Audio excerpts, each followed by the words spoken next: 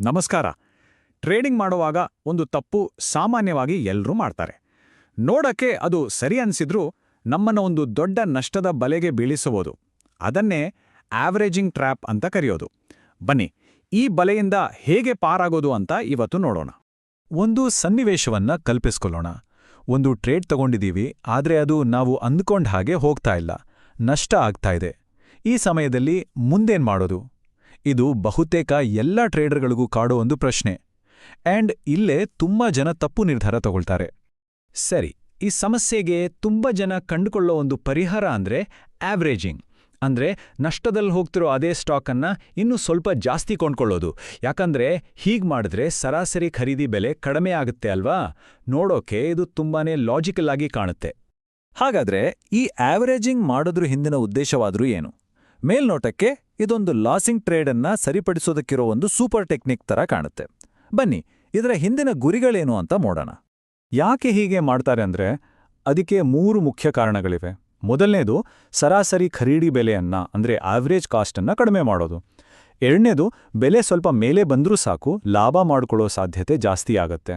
ಮತ್ತೆ ಮೂರನೇದು, break even point ಅಂದ್ರೆ ಲಾಭವೂ ಇಲ್ಲ ನಷ್ಟವೂ ಇಲ್ಲ ಅನ್ನೋ ಪಾಯಿಂಟ್ನ ಕಲ್ಗೆ ತರೋದು.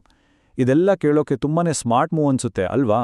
ಆದ್ರೆ ಒಂದು ವಿಷಯ ತಿಳ್ಕೋಬೇಕು, ಎಲ್ಲ ಆವರೇಜಿಂಗ್ ಒಂದೇ ತರ ಇರಲ್ಲ. ಇದರಲ್ಲಿ ಮುಖ್ಯವಾಗಿ 3 ವಿಧಗಳಿವೆ. ಇದರ ಅಪಾಯಗಳ ಬಗ್ಗೆ ಮಾತಾಡೋ ಮೊದಲು ಈ ವಿಧಗಳು ಯಾವುವು ಅಂತ ಅರ್ಥ ಮಾಡ್ಕೊಳ್ಳೋದು ತುಂಬಾನೇ ಮುಖ್ಯ. ಮೊದಲನೇದಾಗಿ ಆವ್ರೇಜಿಂಗ್ ಡೌನ್ ಅಂದ್ರೆ ಬೆಲೆ ಬೀಳ್ತಾ ಇದ್ದಾಗ ಇನ್ನೂ ಹೆಚ್ಚು ಖರೀದಿಸ್ತಾ ಹೋಗೋದು. ಇದು ತುಂಬಾನೇ ಡೇಂಜರಸ್, ಮತ್ತೆ ಇವತ್ತು ನಾವು ಮಾತಾಡ್ತಿರೋದು ಇದ್ರ ಬಗ್ಗೆನೇ. ಇನ್ನು ಎರಡನೇದು ಆವ್ರೇಜಿಂಗ್ ಅಪ್ ಅಂದ್ರೆ ಬೆಲೆ ಏರ್ತಾ ಇದ್ದಾಗ ಜಾಸ್ತಿ ಖರೀದಿ ಮಾಡೋದು. ಇದು ಸ್ವಲ್ಪ ಸೇಫ್. ಮೂರನೇದು ಸಮಯ ಆಧಾರಿತ SIP. ಇದನ್ನ ಲಾಂಗ್ ಟರ್ಮ್ ಇನ್ವೆಸ್ಟ್ಮೆಂಟ್ಗೆ ಬಳಸ್ತಾರೆ. ಆವರೇಜಿಂಗ್ ಡೌನ್ ಹೇಗೆ ಕೆಲಸ ಮಾಡುತ್ತೆ ಅಂತ ಒಂದು ಉದಾಹರಣೆ ಮೂಲಕ ನೋಡೋಣ.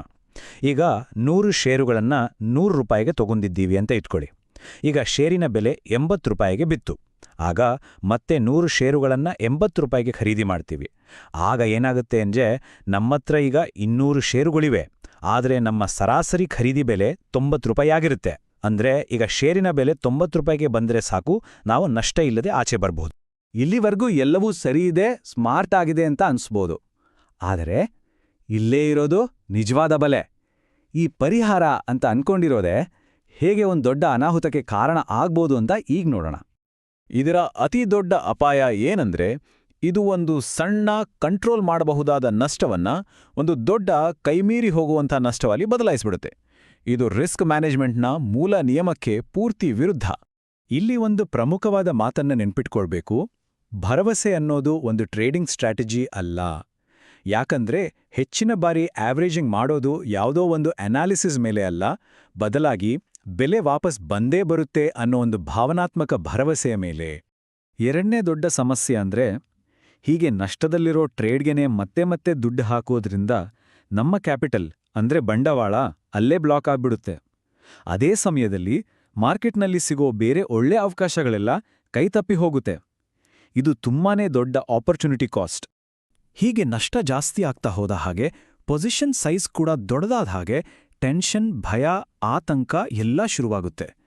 ಈ ತರಹದ ಮಾನಸಿಕ ಒತ್ತಡದಲ್ಲಿ ಸರಿಯಾದ ನಿರ್ಧಾರ ತಗೊಳ್ಳೋದು ತುಂಬಾನೇ ಕಷ್ಟ. ಕೊನೆಗೆ ಭಯದಿಂದ ತಪ್ಪು ಸಮಯದಲ್ಲಿ ಕಡಿಮೆ ಬೆಲೆಗೆ ಮಾರಿಬಿಡೋ ಸಾಧ್ಯತೆ ಹೆಚ್ಚಾಗತ್ತೆ. ಕೊನೆಗೆ ಇದು ಕೇಳೋಕೆ ಸ್ವಲ್ಪ ಭಯಾನಕ ಅನ್ಸ್ಬೋದು, ಆದ್ರೆ ಇದು ಸತ್ಯ.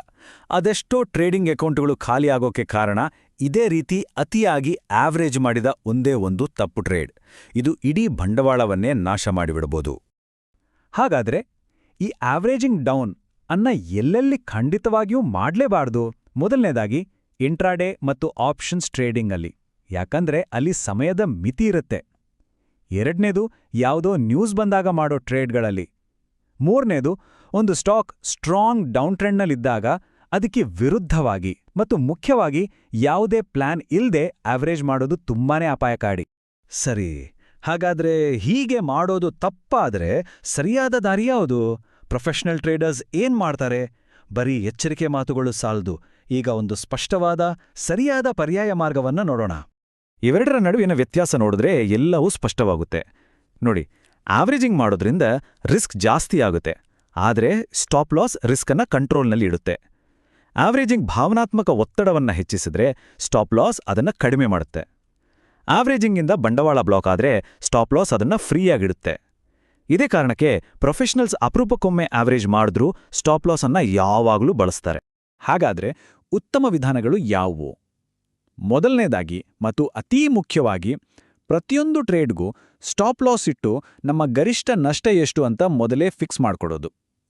ಎರಡನೇದು, ಒಂದು ವೇಳೆ ನಮ್ಮ ಅನಾಲಿಸಿಸ್ ತಪ್ಪಾದ್ರೆ ಸಣ್ಣ ನಷ್ಟದಲ್ಲಿ ಆ ಟ್ರೇಡ್ನಿಂದ ಹೊರಬಂದು ಮತ್ತೆ ಒಳ್ಳೆ ಅವಕಾಶ ಸಿಕ್ಕಾಗ ಮರುಪ್ರವೇಶ ಮಾಡೋದು. ಮೂರನೇದು, ಟ್ರೆಂಡ್ ಜೊತೆ ಹೋಗ್ತಿರುವಾಗ ಆವ್ರೇಜ್ ಅಪ್ ಮಾಡೋದು ಮತ್ತು ಯಾವಾಗಲೂ ಸಣ್ಣ ಪೊಸಿಷನ್ ಸೈಜ್ ಇಟ್ಕೊಳ್ಳೋದು. ಪ್ರೊಫೆಷನಲ್ ಟ್ರೇಡಿಂಗ್ನ ಒಂದು ಮೂಲ ಮಂತ್ರವನ್ನೇ ಈ ಆವ್ರೇಜಿಂಗ್ ತಂತ್ರ ಮುರಿಯುತ್ತೆ. ಆ ಸುವರ್ಣ ನಿಯಮ ಏನಂದ್ರೆ, ನಷ್ಟಗಳನ್ನ ಬೇಗ ಕಟ್ ಮಾಡಿ ಲಾಭವನ್ನ ಮಾತ್ರ ಬೆಳೆಯೋಕೆ ಬಿಡಿ. ಸರಿ, ಇಷ್ಟೊತ್ತು ಚರ್ಚೆ ಮಾಡಿದ ಎಲ್ಲಾ ಮಾಹಿತಿಯನ್ನ ಒಂದೇ ಒಂದು ನಿಯಮದಲ್ಲಿ ಹೇಳಬಹುದು. ಇದು ಎಲ್ಲರಿಗೂ, ಅದರಲ್ಲೂ ಟ್ರೇಡಿಂಗ್ಗೆ ಹೊಸಬರಾಗಿದ್ದವರಿಗೆ ತುಂಬಾನೇ ಮುಖ್ಯವಾದ ಪಾಠ. ಆ ನಿಯಮ ಇಷ್ಟೇ: ನಷ್ಟದಲ್ಲಿ ಹೋಗ್ತಿರೋ ಟ್ರೇಡನ್ನ ಯಾವತ್ತೂ ಯಾವುದೇ ಕಾರಣಕ್ಕೂ ಆವ್ರೇಜ್ ಮಾಡಬಾರ್ದು ಅಷ್ಟೇ. ಒಂದು ವೇಳೆ ನಮ್ಮ ಅನಾಲಿಸಿಸ್ ತಪ್ಪಾಗಿದೆ ಅಂತ ಗೊತ್ತಾದ್ರೆ ಅದನ್ನ ಒಪ್ಕೊಂಡು ಆ ಸಣ್ಣ ನಷ್ಟವನ್ನ ಸ್ವೀಕರಿಸಿ ಮುಂದಿನ ಅವಕಾಶಕ್ಕೆ ಕಾಯೋದೇ ಜಾಣತನ. ಒಂದು ವಿಷಯ ಸ್ಪಷ್ಟವಾಗಿ ನೆನ್ಪಿಡ್ಬೇಕು, ಆವ್ರೇಜಿಂಗ್ ಮಾಡೋದ್ರಿಂದ ರಿಸ್ಕ್ ಕಡಿಮೆ ಆಗೋದಿಲ್ಲ. ಅದು ಕೇವಲ ಆವ್ರೇಜ್ ಪ್ರೈಸನ್ನ ಬದಲಾಯಿಸಿ ದಿನೇ ದಿನೇ ಹೆಚ್ಚಾಗ್ತಿರೋ ಅಪಾಯವನ್ನ ನಮ್ಮ ಕಣ್ಣುಗಳಿಂದ ಮುಚ್ಚಿ ಹಾಕುತ್ತೆ ಅಷ್ಟೇ. ಕೊನೆಗೆ ಈ ಒಂದು ಪ್ರಶ್ನೆಯ ಬಗ್ಗೆ ಯೋಚನೆ ಮಾಡೋಣ.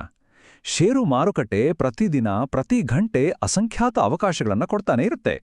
ಆದರೆ ನಮ್ಮತ್ರ ಇರೋ ಬಂಡವಾಳ ಸೀಮಿತ. ಹಾಗಾದ್ರೆ ನಾವು ಯಾವುದನ್ನ ರಕ್ಷಿಸ್ಕೊಳ್ಬೇಕು? ಮತ್ತೆ ಮತ್ತೆ ಬರೋ ಅವಕಾಶಗಳನ್ನೋ ಅಥವಾ ನಮ್ಮತ್ರ ಸೀಮಿತವಾಗಿರೋ ಅಮೂಲ್ಯ ಬಂಡವಾಳವನ್ನೋ?